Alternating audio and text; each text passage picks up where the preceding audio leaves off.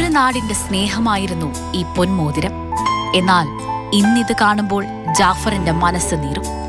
മുണ്ടക്കൈ എസ്റ്റേറ്റിലെ ഫീൽഡ് ഓഫീസറായിരുന്ന ജാഫർ അലിക്ക് 6 വർഷത്തെ സേവനത്തിന് ശേഷം 2018 മടങ്ങാനൊരുങ്ങിയപ്പോൾ തൊഴിലാളികൾ സമ്മാനിച്ചതാണിത്.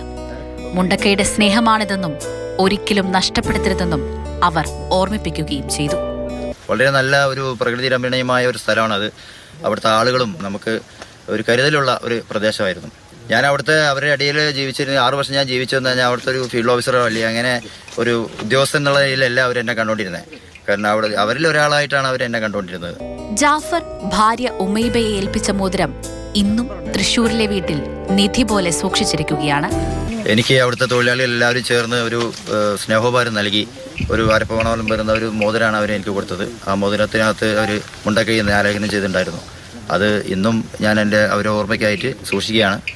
അവരന്ന് എനിക്ക് തരുമ്പോൾ തന്നെ എന്നോട് പറയണ്ടായിരുന്നു, ഇതൊരിക്കലും നഷ്ടപ്പെടരുത്, ഇത് നിങ്ങളുടെ കൈകളിൽ ഞങ്ങളുടെ ഓർമ്മയ്ക്കായിട്ട് എന്നും സൂക്ഷിക്കണം എന്നുള്ള രീതിയിൽ അവർ എന്ത് പറയുണ്ടായത്. സ്നേഹം മാത്രം നൽകിയ നാട് ഒന്നാകെ ഒലിച്ചുപോയ ഉരുൾപൊട്ടൽ ഒരു ദുസ്വപ്നം പോലെ മറക്കാനാണ് ജാഫറിന്റെ ശ്രമം. ഓർമ്മകളിലെ ആ സ്നേഹസമ്പന്നമായ സുന്ദരഭൂമി പ്രകൃതി ദുരന്തം കവർന്നെടുത്തത് ഉൾക്കൊള്ളാൻ ഈ മനുഷ്യൻ ഇപ്പോഴും തയ്യാറല്ല.